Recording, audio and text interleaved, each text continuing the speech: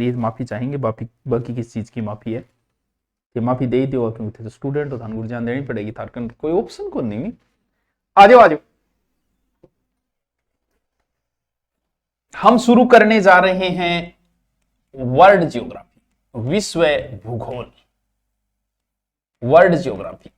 वाह क्या टॉपिक है भाई साहब, इंग्लिश में इसे बोलते हैं वर्ल्ड ज्योग्राफी, GEOGRAPHY। अच्छे रजिस्टर में नोट्स बना लेना। सर कहां कहां काम आएगी? सबसे पहले तो जो ज्योग्राफी से लैब असिस्टेंट की तैयारी कर रहे हैं उन बच्चों के लिए है ये विशेष रूप से, बाकी ये सब में लगते हैं, यानी जहां जहां आपको वर्ल्ड ज्योग्राफी लगती है, कहां RS में लगती है, कहां SI में लगती है। ज्योग्राफी जो फर्स्ट ग्रेड से तैयारी कर रहा है उसके भी लगते हैं, ग्रेड सेकंड से कर रहा है उसके भी लगती है, रीट में भी लगती है, और पुलिस वगैरह इनका कहना है क्या, उन सब में तो लगती है।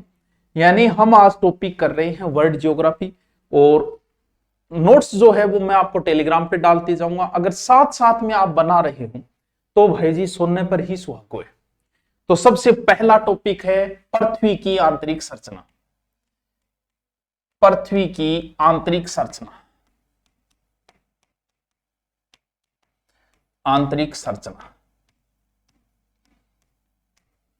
सबको दिख रहा है ना अच्छे से? चलते बताओ कि सब दिख रहा है, कमेंट करके बताओ। 2 कलर ले लूं मैं, हैं देखो पृथ्वी की आंतरिक संरचना। ज्योग्राफी के टॉपिक बहुत इंटरेस्टिंग है, लेकिन ज्योग्राफी के टॉपिकों में हमेशा फैक्ट होते हैं, और फैक्ट हमेशा रटने होते हैं, ज्यादा दिमाग लगाना ही नहीं होता है। लेकिन कुछ थोड़ा सा मास्टर बता दे। अब ये टॉपिक 12वीं में भी लगता है, शायद 11वीं में भी लगता है, और लैब वाले में लगता है, और हर फर्स्ट ग्रेड के लगभग ये मानो कि ज्योग्राफी टॉपिक, वर्ल्ड ज्योग्राफी में ये टॉपिक लग ही जाता है। यानी जो ये मान लो कि भूमि है, पृथ्वी है, ठीक है। अब आपा पृथ्वी ज्यादा ज्यादा खड्डो खोदियो को 4 फुट, या मान लो कि कोई कुंड खोद ली होगी, या मान लो कोई कुई खोद ली होगी, कितनी कुंडी 20 foot 30 foot 100 foot 150 foot 200 foot 300 foot, लेकिन भाई जी किलोमीटर में आ तो किलोमीटरों में कैसी है? क्या जैसी ऊपर है वैसी है, या बदलती जाती है, बदलती जाती है, या बदलती जाती है? बस पृथ्वी के अंदर क्या है, आंतरिक चीजें क्या है, यहां से 6000 किलोमीटर नीचे क्या है, 3000 किलोमीटर पर क्या है, बस वही आंतरिक संरचना है। तो भाई 3000 किलोमीटर पर कौन जा गया होगा थे बताओ? भाई की हिम्मत है, क्यों? क्योंकि नीचे जाऊंगा जो तापमान बढ़ तो जागो, तापमान भी तो बढ़ेगा, तो फिर अंदर कौन जाएगा? तो हमें कुछ प्राकृतिक साधन मिले जिनसे हमने पता किया, जैसे नीचे से ज्वालामुखी से लावा बाहर आ रहा है, उससे पता किया भाई साहब इसमें कुछ है, भूकंप की तरंगों पे अध्ययन करके हमने किया। तो बहुत सारे कारण हैं। अब अलग अलग कारण है कि पृथ्वी के अंदर क्या क्या है। तो सबसे पहले जो हमने जानने की कोशिश की वो अप्राकृतिक साधन है। यानी पहले साधन कौन से हैं? अप्राकृतिक, अप्राकृतिक साधन। आप साथ साथ में अगर लिखते जाओ तो आपके शॉर्ट नोट्स बन जाएंगे, नहीं लिखते जाओ तो कोई बात नहीं, डाल देंगे हम नोट्स। पहला अप्राकृतिक साधन जो है वो है घनत्व, डेंसिटी बोलेंगे इंग्लिश में, डेंसिटी। इंग्लिश थोड़ी कमजोर है, the English is not come to be. पूछने लायक क्वेश्चन, पृथ्वी का औसत घनत्व कितना है? 5.5 ग्राम प्रति घन सेंटीमीटर। 3 ने क्या बोला? घन बोला, सॉरी घन सेंटीमीटर। ये पृथ्वी का औसत घनत्व है। पूछने लायक क्वेश्चन है कि पृथ्वी का औसत घनत्व कितना है? 5.5। पृथ्वी का औसत घनत्व कितना है? 5। लेकिन क्या सर यही रहता है? ये नहीं रहता है, बदलता जाता है। जैसे पृथ्वी की ये परतें हैं, जैसे ऊपरी परत है, ये जैसे ऊपरी है, ये पृथ्वी की मध्य परत है, और ये लास्ट अंतरतम परत है। तो ये घनत्व बदलता जाता है। इसका मतलब नीचे जाएंगे जो घनत्व बढ़, जैसे ऊपरी परत का घनत्व 3.0 ग्राम घन सेंटीमीटर है, फिर थोड़ा नीचे जाएंगे 5.0 ग्राम घन सेंटीमीटर से, और गहराई में जाएंगे तो 11 से लेके और 13.5 ग्राम घन सेंटीमीटर तक हो जाता है। यानी पृथ्वी का औसत घनत्व है 5.5। आराम से याद रह जाएगा, साथ साथ में शॉर्ट्स में उतारो तो भाई साहब बहुत ही अच्छा, सोने पर सुहाग हो जाओगे, निहाली हो जाओगे। पृथ्वी का औसत घनत्व है 5.5 ग्राम घन सेंटीमीटर। ये याद रखो तो अच्छी बात है, न रखो तो भी कोई बात नहीं। लास्ट गहराई तक घनत्व कितना चला जाता है? 13.5 तक। पृथ्वी का औसत घनत्व कितना है? 5.5। याद रखने वाली चीज है। दूसरी चीज क्या है? दबाव। अप्राकृतिक संसाधनों में दबाव। तो सीधा सा पता है, भूमि के जैसे नीचे जाएंगे दबाव बढ़ता जाएगा, इससे कोई वैसे स्पेशल क्वेश्चन नहीं बन रहा। तीसरा है तापमान। हमें तीसरा जानने का स्रोत जो मिला है तापमान। और पूछने लायक जो क्वेश्चन है वो है, जैसे हम धरातल से ऊपर जाएंगे और धरातल से हम नीचे जाएंगे, यह है धरातल। ठीक है टाबरो, देखो। अच्छा, इनने कमेंट कौन चलाए आगे? मैं आप कमेंट आते नीचे देखो। अरे यार, इनने कमेंट कौन चलाए गए थे? ओ, कमेंट तो चला के जाओ यार, इनने मन मोबाइल में देखना पड़े। हाँ, एक मिनट।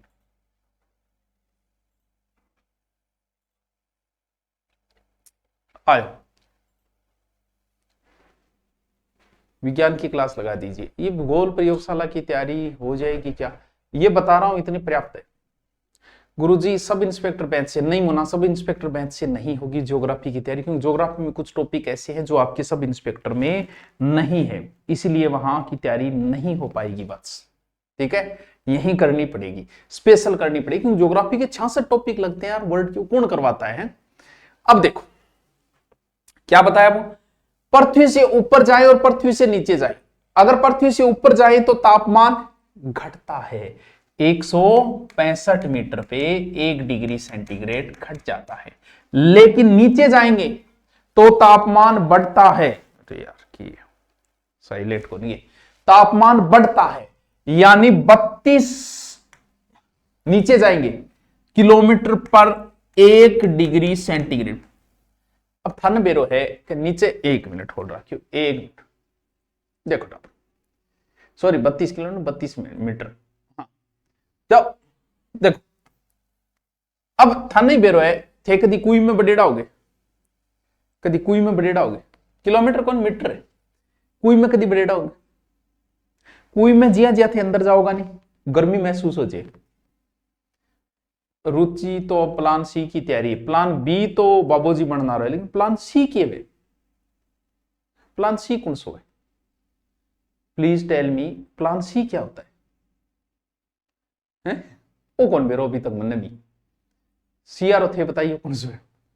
तो टाबरो ये याद है, गहराई में तापमान 32 मीटर पे 1 डिग्री सेंटीग्रेड, ऊपर 165 पे 1 डिग्री सेंटीग्रेड घटता है, नीचे गर्मी बढ़ेगी, नीचे बढ़ोगा जो कुई में बढ़ोगा गर्मी लागने लग जाएगी, यानी नीचाई में जाएंगे, गहराई में जाएंगे तो तापमान बढ़ेगा, ऊंचाई पे जाएंगे तो तापमान घटेगा। यहां से क्वेश्चन ये बताया, क्या क्या बताया? पृथ्वी के जानने का स्रोत है, पहला स्रोत है घनत्व है, बस इतना ही याद करना है। पृथ्वी का औसत घनत्व 5.5 ग्राम, गुरुजी याद हो गया। इसके बाद में तापमान, ये 2 स्रोत है पृथ्वी को जानने की। अब दूसरा जो है वो ये क्या दिया सिद्धांत, वो एक सिद्धांत दिया ग्रहणों परिकल्पना संकल्पना सिद्धांत, सॉरी पृथ्वी वैज्ञानिक सिद्धांत। तो वैज्ञानिक सिद्धांत हमें रटने हैं, इसीलिए मैं एक बार नहीं बताई, क्योंकि अब भी मैं रटना वाली चीज बता दूंगा तो थे बोर हो जाओगा, यो का गुरुजी यो कहीं करियो, तो याद ही को नहीं हो रही हो, तो वो सिद्धांत बाद में बताऊं। इससे पहले एक वैज्ञानिक है एडवर्ड स्वेस। कौन? स्वेस, एडवर्ड स्वेस के नाम है एडवर्ड स्वेस। इसने पृथ्वी को रासायनिक क्रिया के आधार पर, संगठन के आधार पर पृथ्वी को 3 भागों में बांटा। यानी स्वेस ने रासायनिक आधार पर,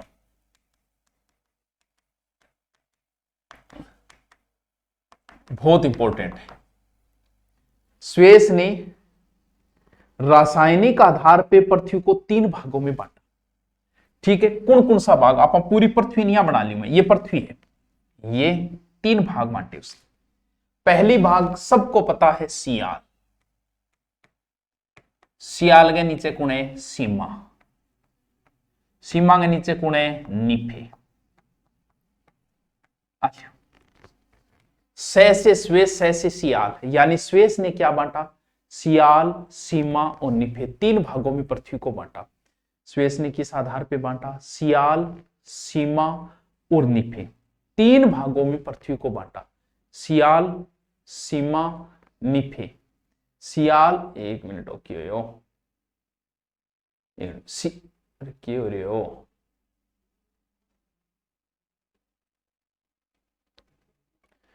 एक मिनट, सियाल, सीमा, निफे, सह से स्वेस ने किस आधार पे बांटा, सियाल, सीमा और निफे के आधार पे 3 भागों में बांटा। अब इसको इंग्लिश में लिखते ही लगभग चीज समझ में आ जाती है। कैसे आती है, क्योंकि सियाल को इंग्लिश में कैसे लिखेंगे, देखो सियाल को इंग्लिश में लिखेंगे सियाल, सी आल। सीमा को इंग्लिश में कैसे लिखेंगे, SIMA। निफे को इंग्लिश में कैसे लिखेंगे, NIFE। आप ऐसे ही बना लो ताकि समझ में आ जाए सारी चीज।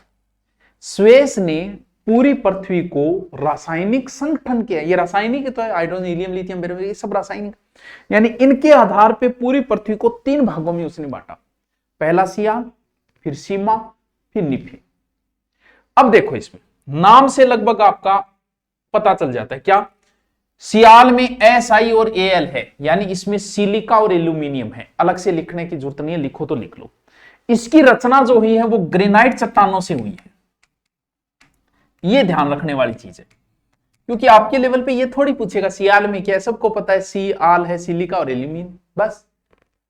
दूसरी है सीमा, सीमा में बेसाल्ट आग्नेय चट्टानों से बना है, ये बेसाल्ट चट्टानों से,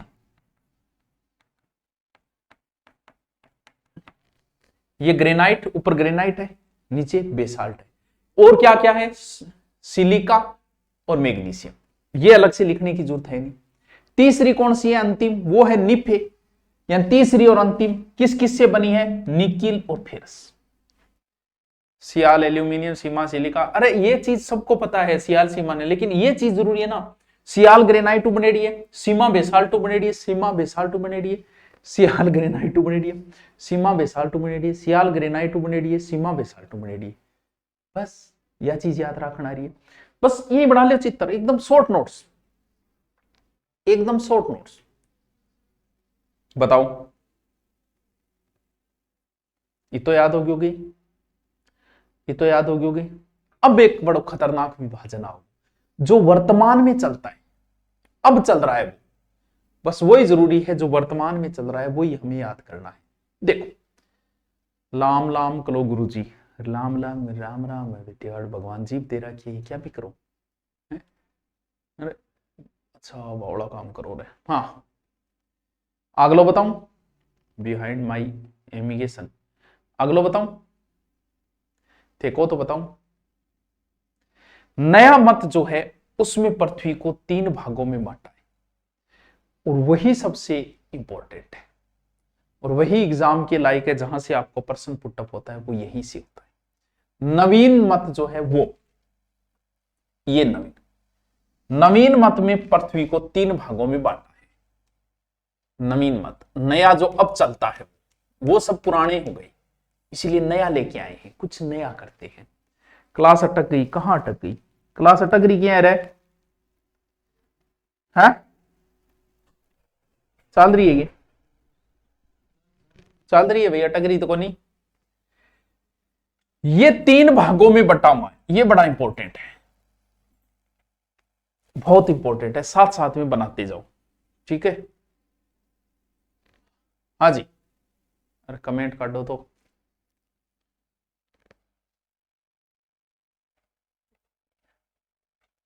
चौधरी क्या कह रहे हैं, नेटवर्क प्रॉब्लम है भाई, लिखो तो। हाँ, अब है तीसरा, जो नवीन शोधों में जो है तीसरा भाग, ये बड़े इंपॉर्टेंट है। 3 भाग है इसके, एक तो क्या है, क्रस्ट, सबसे ऊपरी भाग क्रस्ट, दूसरा भाग मेंटल, ये सबसे इंपॉर्टेंट है, और अंतिम भाग कोर, ये इंपॉर्टेंट है। Crust, mantle, core, crust, mantle, core, sial, sima, nife, crust, mantle, core, sial, sima, nife, यानी ऊपरी भाग जिसे हिंदी में भूपरपट्टी भी कह देते हैं, क्रस्ट को भूपरपट्टी भी कह देते हैं, हो सकता है आपकी गाइड में हिंदी में लिखा गया होगा कि भूपरपट्टी। यह सबसे बाहरी भाग है, यानी पृथ्वी का ऊपरी भाग, जिसे क्या बोलते हैं, सियाल। नवीन शोधों में इसे क्या नाम दे दिया, भूपरपट्टी, क्रस्ट। क्रस्ट तो कितोक मोटो, ये सबसे बाहरी भाग है, अलग अलग है ये। क्यों? क्योंकि भूमि का ऊपरी भाग में ही तो महासागर है। अगर महासागर में देखा तो ये ऊंचाई मात्र 5 किलोमीटर है, और महाद्वीपा में देखा तो 30। तो एवरेज अब आपकी किताब में हो सकता है 30 लिखा गया हो सकता है 34 लिखा गया हो, तो लगभग हम मान लेते हैं क्या है, कितने ऊंचाई तक, 34 किलोमीटर तक ये। महासागरों में कम हो जाती है मात्र, क्यों, महासागर में जल आ गया तो फिर नीचे क्रस्ट का भाग थोड़ा सा बचता है, मात्र 5-1 किलोमीटर। ठीक है, यह सबसे ऊपरी भाग है। इसका घनत्व 2.7 ग्राम घन सेंटीमीटर होता है, घनत्व। सर पूछी जाएगी, बिल्कुल पूछी जाए, ग्राम घन सेंटीमीटर। ऊपरी भाग है क्रस्ट, सबसे ऊपरी भाग है, इसका घनत्व 2.7 ग्राम घन सेंटीमीटर होता है। ठीक है, इसके बीच वाले भाग इंपॉर्टेंट तो होते, लेकिन एक बार हम ऊपरी ऊपर देखते हैं। सबसे दूसरा भाग क्या है, मेंटल। दूसरा ये मेंटल, ये कहां तक है, ये यहां से लेके लगभग बच्चों 2900 किलोमीटर तक। पूरा गुरु जी बोलो या नहीं, बिल्कुल बोलो। किस चट्टान का बना हुआ है ये मेंटल भाग, मेंटल बने हुए बेसाल्ट चट्टानों। और क्या है, कुल आयतन जो है ना उसका 83% यही है, यानी कुल आयतन का 83। और अगर बात करूं कुल द्रव्यमान को तो 68%, द्रव्यमान का 68%। क्रस्ट, फिर मेंटल, फिर core. Crust, mantle, core, crust, mantle, core. तीसरा भाग कौन सा है, कोर। ये किससे बना होता है, ये निकिल और फिर लोहा ज्यादा होता है, यानी निकिल प्लस Fe से बना है ये। अंतिम भाग है लास्ट, घनत्व है। घनत्व लास्ट कहां तक चला जाता है, घनत्व लास्ट चले जाए कि तो 13 ग्राम घन सेंटीमीटर, ग्राम प्रति घन सेंटीमीटर। कुल आयतन का कितना है ये, कुल आयतन का 16%। ये वैसे तो रट्टा मारना है, लेकिन इजी भी है अगर 2-3 बार इनको चित्र बनाओगे, करोगे तो। अब समझ सर, ये कोर कितनी का है, कोर बहुत है, 2900 से लेके अलग अलग। इनको इसी प्रकार से बनाना ताकि आपके एग्जाम में याद रह जाए, आपको चित्र ही देखना पड़े ओनली, इसलिए मैंने इसको चित्र के रूप में बनाया, वैसे नहीं समझाया। यानी 2900 से लेके और कितनी गहराई, लास्ट अपन बेरो चालियो का पृथ्वी 6371 किलोमीटर तक है, यानी पृथ्वी डाबरो इतनी गहरी है 6371। क्रस्ट, मेंटल, कोर, यहां तक तो ठीक है बस, लेकिन एग्जामिनर तो एग्जामिनर है भाई साहब, उसका काम है सिर्फ आपको फंसाना, आपको फेल करना। मेंटल यहां लिख देता हूं, क्रस्ट, मेंटल और कोर, उसका काम ही आपको फंसाना। इसके बीच में घनत्व का चेंजिंग आता है, जैसे ऊपरी क्रस्ट है और निचली क्रस्ट है, यहां बीच में एक अचानक घनत्व का चेंजिंग आ जाता है। ये बीच, पृथ्वी के एक बीच में एक पट्टी और हो जाती है, यानी ऊपरी क्रस्ट और निचली क्रस्ट, इनके बीच में एक भाग आता है जिसे बोलते हैं अलग करने वाला भाग, असंबद्धता। कौन सा, कोनराड असमानता, कोनराड असमानता। सर ये क्या है, बस यही तो मैन है, कोनराड असमानता। ऊपरी क्रस्ट और निचले क्रस्ट के बीच, यानी ऊपरी क्रस्ट प्लस निचली क्रस्ट के बीच। सर एग्जाम यहीं से पूछता है, कोनराड असमानता कहां पाई जाती है, मोहो असमानता कहां पाई जाती है। अब देखो, जैसे ये पट्टी खत्म होगी तो यहां दूसरी पट्टी शुरू होगी, यहां भी असमानता आएगी, घनत्व में अंतर आएगा, यहां फिर एक असमानता बनती है जिसे कहा जाता है मोहो असमानता। यानी मैं कहां लिखूं, देखते जाना, आप समझते जाना, यही चीज इंपॉर्टेंट है ज्योग्राफी में। मोहो असमानता कहां है, क्रस्ट का निचला भाग और मेंटल का ऊपरी भाग, यानी निचली क्रस्ट और ऊपरी मेंटल के बीच में, निचली क्रस्ट प्लस ऊपरी मेंटल। ये जो है वो 1909 में ए मोहरोविक ने खोजी थी, मोहरोविक ने खोजी, इसलिए मोह असमानता नाम दिया। खोज 1909, खोज 1909। सबसे पहले क्या आता है तो ऊपरी इतिहास लिख, कौन सी? कोनराड असमानता। फिर कौन सी? मोह असमानता। अब ऊपरी मेंटल और निचली मेंटल के बीच में फिर यहां एक असमानता पाई जाती है, उसे बोलते हैं रेपेटी असमानता। अगर अब गोड़ होने लागी नहीं तो डीपली मैटर यही है असमानता, ऊपरी मेंटल व निचली मेंटल के बीच, ऊपरी मेंटल प्लस निचली मेंटल बीच। गुरुजी और भी है जी एग्जाम में पूछे फर्स्ट ग्रेड के गुटनबर्ग असमानता कहां पाई जाती है? निचली मेंटल यानी ये मेंटल जहां खत्म होगी यहां, और कोर कहां से शुरू होगी? यहां से। यहां है गुटनबर्ग असमानता। गुटनबर्ग कद है गहराई में, गहराई में गुटनबर्ग असमानता कहां है? ये है निचली मेंटल व ऊपरी कोर। कोर है ना गहराई, कोर भी। ये लो टावरों, वो चित्र बहुत इंपॉर्टेंट है, वेरी वेरी वेरी इंपॉर्टेंट है, सबसे इंपॉर्टेंट है, यानी आपको याद रखने वाली चीजों में सबसे इंपॉर्टेंट है। सबसे पहले क्रस्ट है, ऊपरी भाग है, लगभग 34 किलोमीटर तक है, समुद्रों में थोड़ा कम है, बाकी 30 है। क्रस्ट के दो भाग होते हैं, निचला क्रस्ट और ऊपरी क्रस्ट, जिसमें जहां पर कौन है? कोनराड असमानता। ये याद करने वाली, डीपली जाने वाली चीजें यही है। फिर मेंटल है, निचली क्रस्ट, मेंटल आ गया, निचली क्रस्ट और ऊपरी मेंटल के बीच एक असमानता पाई जाती है। 1909 में मोहरोविच ने की, 1909 में खोज की, वो याद हो जाएगा, ठीक है। मोह असमानता नाम दिया गया, ठीक है। ये कहां तक है? ये 2900 किलोमीटर तक है, ठीक है। ये आयतन का 83% है और द्रव्यमान का 68% है। फिर आती है क्रोड, जो 2900 से 6371। ये चित्र बनाओ और चित्र में समझो हमेशा।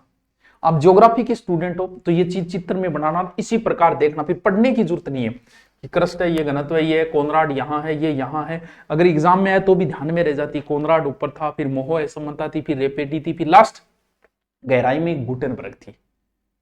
बस लेहमैन भी तो थी बीच में, हाँ वो कहां रहेगी? लेहमैन नहीं बताई कि असमानता बाह्य क्रोड और आंतरिक क्रोड के बीच में है ये लेहमैन, गुटेनबर्ग या लेहमैन, ठीक है, एक ही। आलिया बताओ, ये चीज सबसे इंपॉर्टेंट है मेरे बच्चे, सबसे इंपॉर्टेंट है, सबसे इंपॉर्टेंट है। यही चीजें तो याद रखने वाली है इसके अंदर। यानी सबसे पहले क्या बताया पृथ्वी की आंतरिक संरचना में मैंने? अच्छा ये देखो, प्रयोगशाला का लैब का अलग से बेंच भी ले रखा है। अगर आप जीके मजबूत करना चाह रहे हो तो जीके का ले सकते हो, साइंस से हो तो साइंस से, ज्योग्राफी से हो तो ज्योग्राफी लो, यहाँ भी पढ़ो और वहां भी पढ़ो, वहां अलग टॉपिक चल रहा है, यहाँ अलग टॉपिक चल रहा है, तो वो आपकी इच्छा है, ठीक है।